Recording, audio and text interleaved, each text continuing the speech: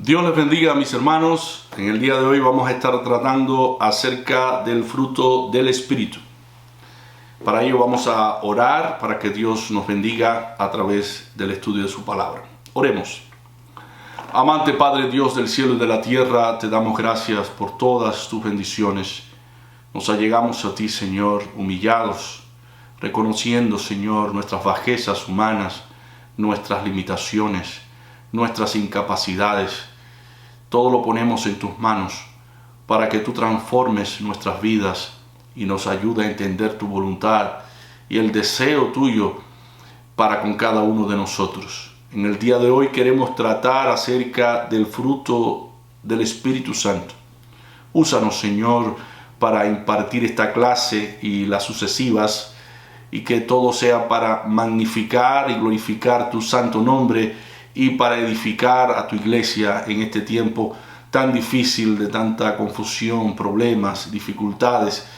En este tiempo necesitamos tu ayuda, Señor, y sobre todo que el fruto del Espíritu sea visible en cada uno de tus hijos. Gracias, Señor, por esta bendición y esta oportunidad que nos das de enseñar tu palabra. En el nombre de Cristo Jesús te lo rogamos. Amén.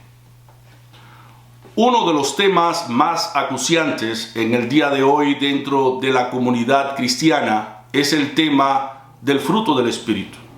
El fruto del Espíritu es la esencia de lo que es la vida cristiana y lo que en concreto es el carácter de Cristo. Cuando hablamos que algo es esencial, como lo es el fruto del Espíritu en el creyente, estamos hablando de algo que es fundamental. Es fundamental y esencial que el cristiano produzca el fruto del Espíritu. El fruto del Espíritu no es otra cosa que la vida de Cristo en nosotros. El Señor Jesucristo nos dice que para producir este fruto debemos estar en Él. Juan 15, del 4 al 5. Estad en mí y yo en vosotros. Como el pámpano no puede llevar fruto de sí mismo si no estuviera en la vid, así ni vosotros, si no estuvierais en mí. Yo soy la vid, vosotros los pámpanos. El que está en mí y yo en él, éste lleva mucho fruto, porque sin mí nada podéis hacer. Cuando producimos el fruto del Espíritu, impartimos a Cristo a otros. Esta es la mayor evidencia de que estamos en comunión con Cristo. Así como las ramas conectadas a la vid evidencian por su fruto que están unidas a la vid, así nosotros evidenciamos por el fruto del Espíritu que estamos unidos a Cristo. De ahí la necesidad que enseñemos sobre este tema para que cada uno de los creyentes se autoevalúe y pueda saber en qué medida está produciendo este fruto y en qué medida este fruto está afectando positivamente la vida de otros. ¿Es bíblico que nos autoevaluemos? Es parte de la vida del creyente que se autoexamine a sí mismo para comprobar y probar que en verdad está siendo productivo en la vida cristiana. Es bíblico que hagamos un alto en nuestras vidas y nos autoexaminemos para analizarnos a nosotros mismos. Dice Pablo en 2 Corintios 13:5. Examinaos a vosotros mismos si estáis en fe. Probaos a vosotros mismos. ¿No os conocéis a vosotros mismos que Jesucristo está en vosotros? Si ya no sois reprobados. En este contexto, la fe no significa creencia, sino doctrina, enseñanza, verdad. El autoexamen es pedido por el apóstol Pablo para que cada creyente pruebe si en verdad está en Cristo y está viviendo la doctrina de Cristo. Si estamos produciendo el fruto del Espíritu, eso evidencia que todavía estamos en Cristo y no estamos siendo reprobados. O sea, cuando una persona es reprobada, es que no está produciendo absolutamente nada. Es una persona totalmente estéril en el sentido más completo de la palabra. Nosotros pasamos el examen de Dios cuando podemos evidenciar el fruto del Espíritu. ¿Podemos ver el fruto del Espíritu en nosotros? ¿Otras personas pueden ver en nosotros el fruto del Espíritu? Es bueno concientizar de que somos las ramas de Cristo y que estamos supuestos a dar el fruto del Espíritu con perseverancia, porque esta es la señal de que Cristo sigue morando en nosotros. ¿Qué utilidad tiene una rama seca? Una rama seca no sirve sino para ser reprobada, cortada y echada al fuego. Note que esto mismo, en otras palabras, es lo que dice Cristo en Juan 15:6. El que en mí no estuviere será echado fuera como mal pámpano, y se secará, y los cogen y los echan en el fuego y arden.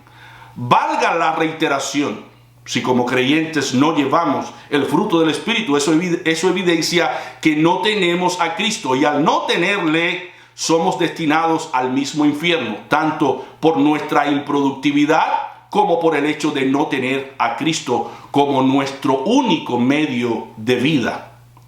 Cada creyente es llamado a permanecer en Cristo para producir fruto, y Cristo mismo llama nuestra atención sobre el hecho de que una rama es echada fuera por no llevar fruto, significando aquí que no llevar fruto nos destina al fuego. Juan el Bautista sigue la misma secuencia, línea de pensamientos de Jesús al decirnos que el árbol que no lleva fruto es cortado y echado al fuego. Mateo 3:10. Y ya también el hacha está puesta a la raíz de los árboles. Por tanto, todo árbol que no da buen fruto es cortado y echado en el fuego. Así como la improductividad llama la atención de Dios sobre nosotros, ella también debe llamar nuestra atención para corregir lo que tengamos que corregir, por tal de garantizar y asegurar el fruto del Espíritu en nosotros, uniéndonos cada vez más a Cristo. Nuestra unidad con Cristo es necesaria para poder producir el fruto del Espíritu. Quizás nosotros como ramas necesitamos ser podados, abonados, fertilizados, regados con los medios de la gracia de Cristo. Usemos esos medios para erradicar nuestra improductividad en el reino de Dios. Usémoslos. Como ya demostramos en el texto anterior, una persona demuestra que está en Cristo cuando produce el fruto del Espíritu. Entonces, debemos autoevaluarnos para comprobar si este fruto está todavía en nosotros o carecemos de él. Al final de este estudio queremos precisamente darle una guía de evaluación para guiarlo en su crecimiento espiritual. Como propósito, no perseguimos que usted demuestre ante otros lo que hace o produce. Este autoexamen, como lo dice la palabra, es privado, es personal. Usted no tiene que presentárselo a su esposa, a sus hijos, a su hermano o hermana de fe, a su pastor. No permita nunca que la naturaleza pecaminosa con la que tenemos que lidiar todos los días lo lleve a exhibir las exiguas virtudes como perfecciones absolutas de su carácter.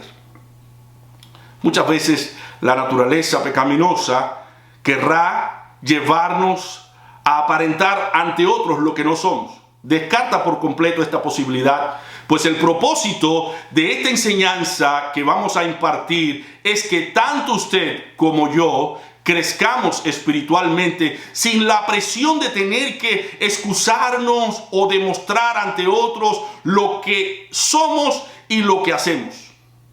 Lo más importante de todo es que tanto usted como yo reconozcamos que un día tendremos que dar cuenta a Dios de nuestros actos. Y ahora tenemos la oportunidad de corregir nuestras deficiencias para estar listos para aquel día. En tu calendario y el mío deben existir 2 días importantes, este día y aquel día. Hoy es el día para tomar decisiones importantes sobre nuestra vida espiritual. Porque cuando lleguemos a aquel día, el día del Señor, el día del juicio, no habrá una segunda oportunidad. Hebreos 3:15 nos dice: si oyereis hoy su voz, no endurezcáis vuestros corazones como en la provocación. Si al finalizar este estudio Dios lo impele a corregir, enmendar y a echar mano de los recursos que por gracia ya tenemos disponibles, el nombre de Dios será glorificado y los creyentes que se relacionan con usted serán edificados. ¿A través de qué? A través del fruto del Espíritu. Habiendo dicho esto, nos adentramos al estudio de hoy, el fruto del Espíritu. Ante todo, quiero decirle que para permanecer en Cristo y fructificar en Él, debemos hacer tres cosas. Permanecer en la palabra de Dios, ella debe ser nuestro tema de conversación de día y de noche. Segundo, orar. La oración debe ser un estilo de vida. Dice Pablo, orar sin cesar. Debemos orar sin cesar, debemos orar la palabra, recordar en ella las promesas de Dios y pedir aquello que necesitamos con fe en el nombre de nuestro amado Salvador. Cada cosa que hacemos puede constituirse en un motivo para la oración. Si estamos limpiando la casa, podemos decir, Señor, limpia mi corazón. Si estamos barriendo nuestro hogar, podemos decir, Señor, barre de mi vida lo que no trae honra a tu nombre. Si estamos escribiendo, podemos orar de esta manera y decirle, Señor, escribe tu ley en mi corazón para no pecar contra ti. Lo tercero que tenemos que hacer es testificar de Cristo en palabra y en hechos. En la medida en que hablemos de Cristo a otros y permanezcamos en su palabra, en esa misma medida se reflejará el fruto del Espíritu de Cristo en nosotros, porque esto es proporcional con nuestra permanencia en Cristo. O sea, el fruto del Espíritu depende totalmente de nuestra permanencia en Cristo. Cuando los creyentes descuidamos estas tres cosas, empezamos a dar dolores de cabeza a nuestros familiares, a nuestros hermanos de fe, a nuestros compañeros de trabajo. Este descuido se refleja en nuestras relaciones interpersonales cuando damos curso a los celos, a la envidia, a los chismes, a las enemistades, a las peleas. Es en este ambiente que dejamos de producir el fruto del Espíritu. Como dijera Paul Washer, los hombres de Dios se conocen por sus frutos, no solo por sus palabras. Cristo dijo, por sus frutos los conoceréis. ¿De cuánta bendición disfrutamos los creyentes cuando producimos el fruto del Espíritu? Debemos tener presente que el fruto del Espíritu empieza a aparecer cuando permanecemos en Cristo, y la permanencia en Cristo es una tarea diaria. Así que diariamente debemos estudiar las Sagradas Escrituras, debemos hablar con Dios a través de la oración y debemos predicar la palabra de Dios a otros si queremos que el fruto del Espíritu se refleje plenamente en nuestras vidas. Esto es permanecer en Cristo. Ahora veamos el fruto como tal.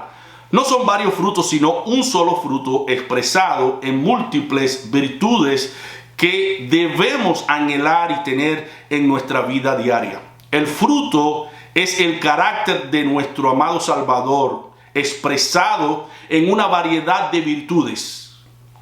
Cuando las personas veían a Cristo, podían experimentar el amor ejemplificado.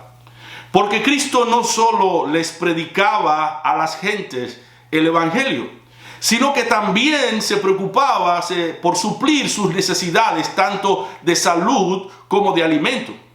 Cristo sentía compasión por las multitudes. En una ocasión se había reunido tanta gente a escucharle que no quiso mandarles a casa sin comer y multiplicó la comida para que todos fuesen alimentados. No podemos ver el amor como un concepto, debemos verlo como una persona. Cuando tenemos relación con Cristo, el cual es amor, podemos amar a los demás. Entonces, permanecer en Cristo es la condición para dar el fruto del Espíritu, y la primera virtud de este fruto es el amor. Si Cristo no está en nosotros, nosotros no amaremos a los demás. Cristo dijo, sin mí nada podéis hacer. Es esencial para llevar una vida fructífera que afecte nuestra vida. Tener relación con Cristo. El amor es la primera virtud del fruto del Espíritu. Gálatas 5:22 nos dice, más el fruto del Espíritu es amor, gozo, paz, paciencia, benignidad, bondad, fe. ¿Por qué Pablo pone como primera virtud el amor? Pablo pone como primera virtud el amor porque todo parte y nace del amor. Cuando Pablo revela los dones del Espíritu en 1 Corintios 12, luego nos dice, mas yo os muestro un camino aún más excelente. Ese camino más excelente en el capítulo 13 es el amor. No importa cuántos dones o aspectos del fruto del Espíritu usted y yo tengamos. Si no manifestamos el amor, no edificamos a la iglesia. Pablo reconoce que nada de lo que hacemos es de valor en este estado de desamor. Note como dice Pablo en 1 Corintios 13. Si yo hablase lenguas humanas y angélicas y no tengo amor, vengo a ser como metal que resuena o címbalo que retiñe. Y si tuviese profecía y entendiese todos los misterios y toda ciencia, y si tuviese toda la fe, de tal manera que trasladase a los montes, y no tengo amor, nada soy. Y si repartiese todos mis bienes para dar de comer a los pobres, y si entregase mi cuerpo para ser quemado, y no tengo amor, de nada me sirve. En otras palabras, no importa que tengamos el pastel, si nos falta el merengue que embarra todas las partes del pastel, el pastel no podrá satisfacer las expectativas de los consumidores. Nadie lo ingerirá y todo nuestro esfuerzo será baldío. A veces vemos hermanos y hermanas que pudieran ser útiles en la iglesia porque son dotados, pero por faltarle el ingrediente mayor, el del amor, las personas rechazan sus dones y virtudes. Porque el desamor eclipsa o echa a perder cualquier don o virtud. En ese estado de carencia de la mayor virtud, el hermano o la hermana no podrá edificar jamás con su don y talento a la iglesia del Señor. Pablo nos dice por qué. Porque el amor es sufrido, es benigno. El amor no tiene envidia, el amor no es jactancioso, no se envanece, no hace nada indebido, no busca lo suyo, no se irrita, no guarda rencor, no se goza de la injusticia, más se goza de la verdad. Cuando en nosotros no se manifiesta el amor, lo que las personas ven en nosotros son los rasgos que insultan y se oponen al amor, que son la envidia, la jactancia, el envanecimiento producido por el orgullo, el egoísmo, el rencor, la irritación que se manifiesta a través de las miradas y respuestas ásperas que damos, y la tristeza que deviene por el talento de otras personas. Como no podemos ser igual que ellas, nos llenamos de celos, de envidia y del sentimiento malo de no querer aceptarle. Cuando la persona centrada en sí misma nota dones y talentos en los demás, no puede reconocer las virtudes de ellos, ni beneficiarse de sus dones. Así que el amor es la madre de todas las virtudes que nos permite administrar debidamente tanto los dones como las virtudes restantes del Espíritu Santo. Si no tenemos amor, no vamos a usar debidamente nuestro don para ayudar a los demás, sino los vamos a usar para autorreconocernos ante otros y exhibir nuestra superioridad. ¿Cuánto valor, hermanos, tiene para la iglesia del Señor contar con hermanos y hermanas llenos del amor de Jesucristo? Que puedan gozarse cuando otros se gozan y puedan sufrir cuando otros sufren, y que están dispuestos a soportar afrentas con tal de no ser piedra de tropiezo a la obra del Señor. Se evitarían tantos males y los más débiles podrían fortalecerse y cambiar con posturas desafectas que inutilizan a la iglesia del Señor en su crecimiento y en su desarrollo. Esta forma de amar nos lleva siempre a experimentar la segunda virtud del fruto del Espíritu, el gozo, el gozo. El gozo es una alegría interior producida por el amor de Jesucristo al derramarse sobre nuestras vidas. El hecho de saber que a los que aman a Dios todas las cosas les ayudan para bien, hace que el creyente se goce y aproveche cada oportunidad dada por el Señor para crecer y madurar en la fe cristiana. Todo lo que Dios permite en nosotros es para nuestro bien, y esto produce gozo porque es una manifestación de la bondad de Dios. El creyente debe reconocer que está en la escuela del Señor. Cuando uno está en una escuela y tiene avidez por el aprendizaje, no le importan los trabajos ni los sacrificios que tenga que hacer con tal de adquirir el conocimiento que le permitirá desenvolverse en la vida. El estudiante no ve las disciplinas de la escuela como una camisa de fuerza o un problema, sino como el medio de entrenamiento para la vida futura, porque él sabe que las pruebas y los desafíos presentes no tienen otro objetivo que ayudarlo para el resto de su vida futura. El alumno en la escuela aprende sobre la obediencia a las potestades superiores, sobre el cumplimiento de sus deberes y tareas.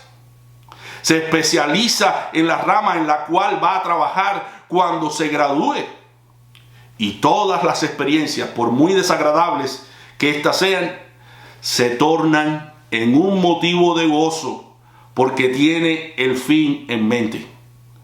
En lo tocante al creyente, el gozo es mucho mayor y permanente, porque el creyente sabe que está siendo preparado para la eternidad y que la vida presente, por muy dolorosa que sea, no es de comparar con la gloria que tendremos cuando Jesucristo se manifieste en aquel día. Cuando el fruto del Espíritu se manifiesta en el creyente puede alegrarse aún en medio del sufrimiento, porque sabe que está siendo trabajado y pulido como el oro y la plata para un fin glorioso. Es bueno resaltar que así como las estrellas brillan en las noches más oscuras, el amor de Dios brilla más en los momentos de sufrimiento del creyente.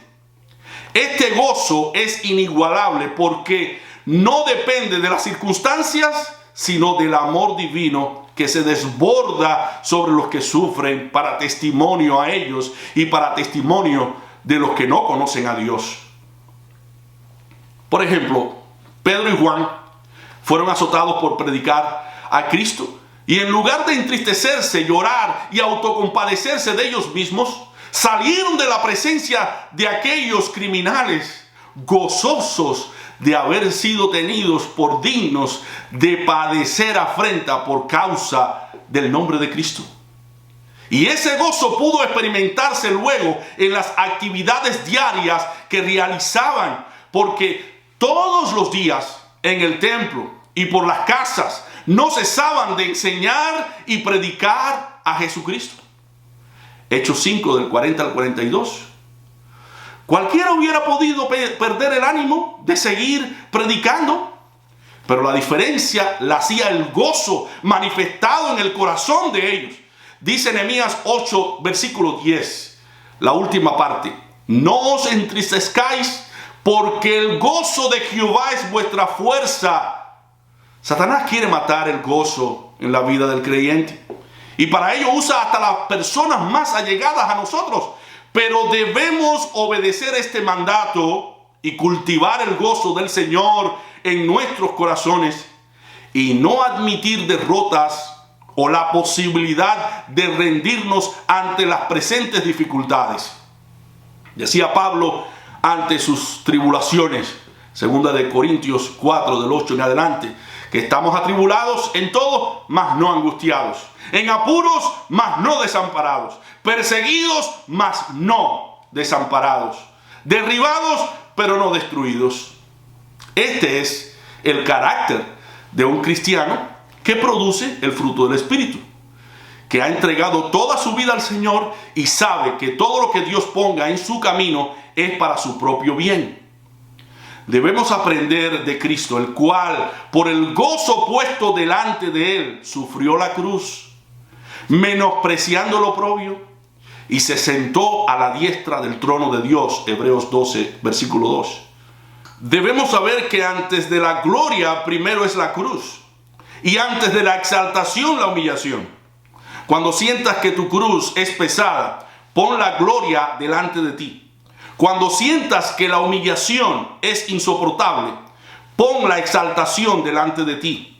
Cuando estés siendo atribulado, pon el gozo de la eternidad delante de ti, porque nuestra fortaleza es el gozo del Señor.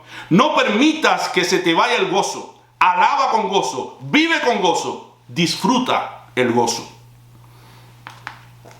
Otra virtud que se expresa aún en la dificultad es la paz.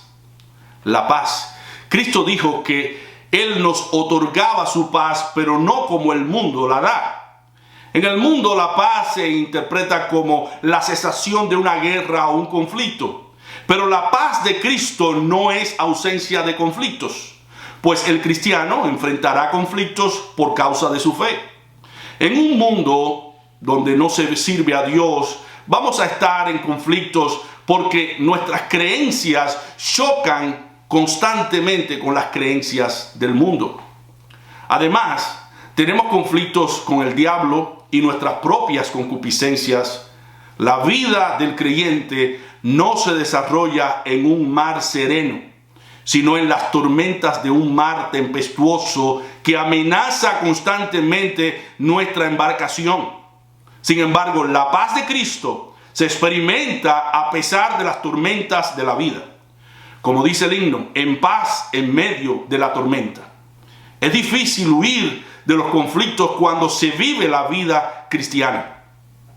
Veamos el pasaje cuando Jesús estaba con sus discípulos en el mar de Galilea. Los discípulos estaban turbados, ansiosos, por causa de la tormenta, y llegaron a pensar que iban a morir. Sin embargo, el Señor dormía tranquilamente porque confiaba en su Padre. El conflicto puede atemorizarnos cuando nosotros estamos confiando en nosotros mismos. Pero cuando tú y yo confiamos en Dios y depositamos toda nuestra vida en sus manos, sentimos paz a pesar de lo que suceda a nuestro alrededor. Y esta paz se transforma en la paciencia. La paciencia tiene que ver con nosotros mismos y con los demás. Hay ocasiones que podemos frustrarnos con nosotros mismos al ver que no avanzamos como quisiéramos en la vida cristiana. Y sentimos como que no podemos vencer las deficiencias o las debilidades humanas. Dice el Señor, en vuestra paciencia ganaréis vuestras almas. En Lucas 21, 19. Debemos aprender, estudiar, practicar, observar, imitar a nuestro Maestro Jesucristo, y eso nos va a tomar tiempo. El Señor dice, ejemplo os he dado para que como yo he hecho, vosotros también hagáis. El Espíritu Santo es nuestro ayudador eterno, que nos va a ir ayudando a rectificar, a enmendar y quitar cosas que no se parezcan a Cristo en nosotros. Y eso va a tomar todo el tiempo de nuestra existencia. Ahora bien, si nuestras almas son ganadas con nuestra paciencia en el orden personal, ¿cuánta más paciencia debemos tener para con los demás en el proceso de aprendizaje?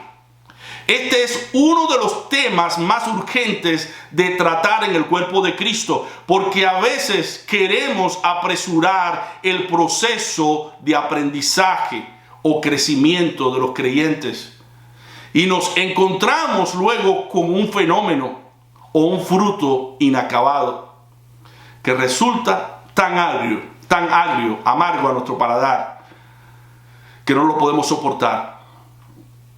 es importante que entendamos que el crecimiento no es simultáneo, es un proceso que toma tiempo, debemos tener paciencia. La única carrera que se corre con paciencia es la carrera cristiana. Vayamos a Hebreos 12, versículo 1, dice: por tanto, nosotros también, teniendo en derredor nuestro tan grande nube de testigos, despojémonos de todo peso y del pecado que nos asedia y corramos con paciencia la carrera que tenemos por delante. La carrera cristiana se corre con paciencia. Es una carrera de maratón. Si te apresuras, te cansas. Y si corres muy rápido, puedes caerte. ¿Quién es el que va a administrar el tiempo, el ritmo de nuestra carrera? Jesucristo. Por eso Él nos dice: llevad mi yugo sobre vosotros y aprended de mí. Cuando llevamos el yugo de Cristo no podemos apresurarnos porque el yugo nos impide correr. Cristo es el que pone la velocidad en que vamos a ir. Y es de esa manera en que aprendemos a ser mansos y humildes de corazón, porque todas las experiencias de la vida cristiana están encaminadas a hacernos cada vez más mansos y humildes de corazón como Cristo, para que el nombre de Dios sea glorificado en nosotros. Por eso vamos a necesitar de la paciencia. Hebreos 10, 36. Porque os es necesaria la paciencia para que, habiendo hecho la voluntad de Dios, obtengáis la promesa. Dios nos ha prometido alcanzar muchas cosas, pero esas cosas se deben alcanzar haciendo la voluntad de Dios, que es nuestra santificación. Todas las veces que seamos llevados a esperar por alguien o a esperar que una situación desagradable pase, estamos siendo ejercitados en la paciencia. Mientras tu corazón y el mío se va pareciendo cada vez más al corazón de Cristo. Hay virtudes y capacidades que no se obtienen si no ejercemos la paciencia. Como dice una frase muy popular: la paciencia es un árbol de raíces amargas, pero de frutos muy dulces. Las raíces de Job eran muy amargas, pero su paciencia le llevó a disfrutar frutos muy dulces, porque Dios le aumentó al doble todas las cosas que había perdido, dentro de ellos su salud. En Job 42 se nos dice: y quitó Jehová la aflicción de Job cuando él hubo orado por sus amigos, y aumentó al doble todas las cosas que habían sido de Job. Y vinieron a él todos sus hermanos y todas sus hermanas y todos los que antes le habían conocido, y comieron con él pan en su casa, y se condolieron de él, y le consolaron de todo aquel mal que Jehová había traído sobre él. Y cada uno de ellos le dio una pieza de dinero y un anillo de oro. Y bendijo Jehová el postrer estado de Job, más que el primero, porque tuvo 14,000 ovejas, 6,000 camellos, 1,000 yuntas de bueyes y 1,000 asnas. Y tuvo 7 hijos y 3 hijas. Llamó el nombre de la primera Gemima, y el de la segunda Cesia, y el de la tercera Karen Japub. Y no había mujeres tan hermosas como las hijas de Job en toda la tierra. Y les dio su padre herencia entre sus hermanos. Después de esto vivió Job 140 años y vio a sus hijos y a los hijos de sus hijos hasta la 4ª generación. Y murió Job viejo, lleno de días. La paciencia que Job practicó probó su carácter y su fidelidad a Dios, y sirvió como un ejemplo para nosotros cuando tengamos que sufrir por causa del nombre de Cristo. Como dice Santiago, capítulo 5, versículo 11: he aquí, tenemos por bienaventurados a los que sufren. Habéis oído de la paciencia de Job, y habéis visto el fin del Señor, que el Señor es muy misericordioso y compasivo.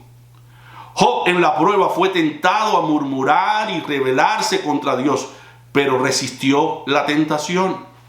Cuando su mujer le dijo: ¿aún retienes tu integridad? Maldice a Dios y muérete. Y él le dijo: como suele hablar cualquiera de las mujeres fatuas, has hablado, que recibiremos de Dios el bien y el mal no lo recibiremos. En todo esto no pecó Job con sus labios. Y Pablo en 1 Corintios 10:13 nos dice: no os ha sobrevenido ninguna tentación que no sea humana, pero fiel es Dios, que no os dejará ser tentados más de lo que podéis resistir, sino que dará también juntamente con la tentación la salida para que podáis soportar. A través de la prueba vamos a aprender a mantener nuestra integridad, nuestra fidelidad a Dios. Pero a través de la tribulación vamos a adquirir la paciencia, dice Pablo en Romanos 5, del 3 al 5. Y no solo esto, sino que también nos gloriamos en las tribulaciones, sabiendo que la tribulación produce paciencia, y la paciencia prueba, y la prueba esperanza, y la esperanza no avergüenza, porque el amor de Dios ha sido derramado en nuestros corazones por el Espíritu Santo que nos fue dado. Por tanto, mis hermanos, sigamos aprendiendo en la escuela del Señor las virtudes que nos permitirán testificar de la gloria y el poder de Dios. Y Dios nos dará la oportunidad a través de ella de bendecir a los demás, y revelaremos el carácter de Cristo. Hemos estudiado 4 de las virtudes del fruto del Espíritu: el amor, el gozo, la paz, la paciencia. En la próxima lección estaremos abordando sobre las demás virtudes. Que Dios les bendiga.